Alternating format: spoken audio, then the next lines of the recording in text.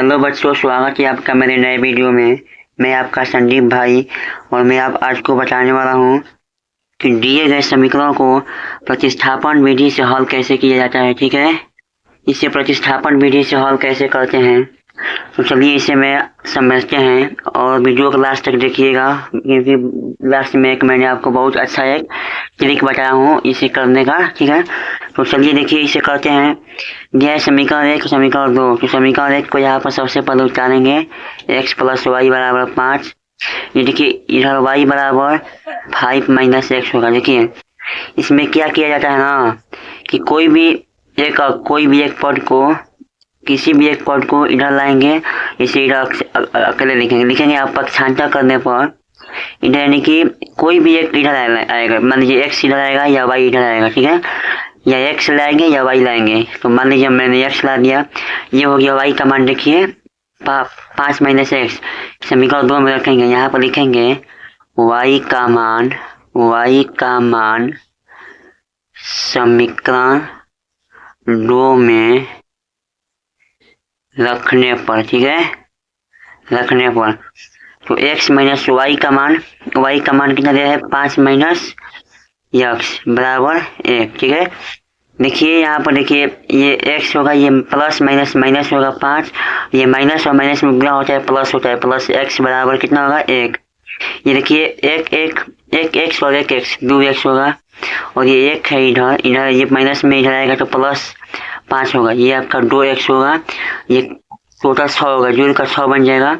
x बराबर 2 तिहाई 6, x बराबर कितना आ गया 3 आ गया। ठीक है, अब x का मान आप चाहे तो इसमें रख दें या इसमें रख दें या इसमें रख दें, किसी में रख देंगे तो आपका मान आ जाएगा। लिखेंगे यहाँ पर, इसे आप समीकरण नंबर 3 मान लीजिए। ठीक है, यहाँ पर लिखेंगे आप, यहाँ पर लिखेंगे समीकरण 3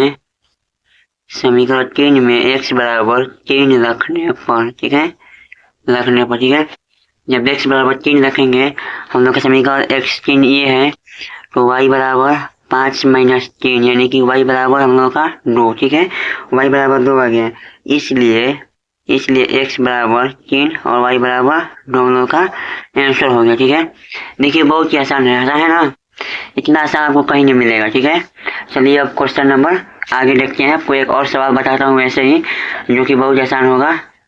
देखिए ये जो क्वेश्चन है इसे हम अभी बता रहा हूँ, ये बहुत ही इसे भी आसान तरीका से करेंगे। देखिए इसे समीकरण 1 मानिए, इसे समीकरण 2 मानिए। ठीक है, और देखिए इस समीकरण 1 को यहाँ पर x प्लस वाई बराबर 14 लिखेंगे। ठीक है, समीकरण 1 इसमें y बराबर लिखेंगे हम लोग 14 माइनस एक्स। क्या होगा 14 माइनस एक्स, इसे हम लोग समीकरण नंबर 3 मान लेंगे। ठीक है, तो जब 14 माइनस एक्स होगा समीकरण 3 मान लेंगे, समीकरण 3 का मान समीकरण 2 में रखेंगे तो x माइनस वाई का मान ये हो गया, तो 14 माइनस एक्स इस तरह से लिखेंगे बराबर कितना होगा, बराबर 4 होगा, ये 4 लिख दीजिए। ठीक है, x ये माइनस 14 होगा प्लस x होगा बराबर 4 होगा। ठीक है, ये आपका 2x हो जाएगा, ये 14 जब माइनस में इधर आएगा तो प्लस 4 और प्लस 14 कितना होगा 18 होगा, ये 2 से कटाएंगे 9 बार। लिखे x बराबर 9। ठीक है, अब लिखेंगे यहाँ पर हम लोग कि x बराबर लिखेंगे, चूंकि x बराबर 9 समीकरण 3 में रखने पर। ठीक है, समीकरण 3 में रखने पर। ठीक है, जब समीकरण इसे 3 में रखेंगे हम लोग, तो देखिए समीकरण 3 यहाँ पर ये है, तो y बराबर क्या होगा हम लोग का 14 माइनस एक्स।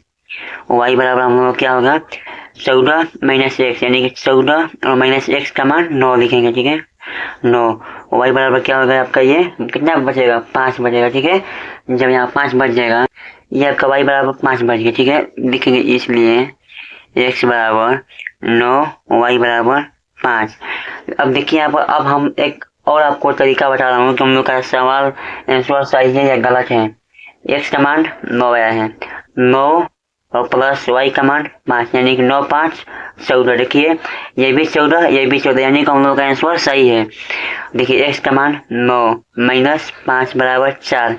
देखिए ये भी 4 यानी कि हम लोग का आंसर सही है। ठीक है ना, तो मैंने आप लोगों को बताया है कि प्रतिस्थापन विधि से किसी समीकरण को हल कैसे किया जाता है। ठीक है, किसी समीकरण को प्रतिस्थापन विधि से हल कैसे करते हैं मैंने आपको आज बताया। मुझे आशा है कि आप लोगों को वीडियो अच्छा लगा होगा। वीडियो अच्छा लगा हो तो वीडियो को एक लाइक कर दीजिएगा और चैनल को सब्सक्राइब कर दीजिएगा। और मिलते हैं अगले वीडियो में, तब तक जय हिंद, जय भारत।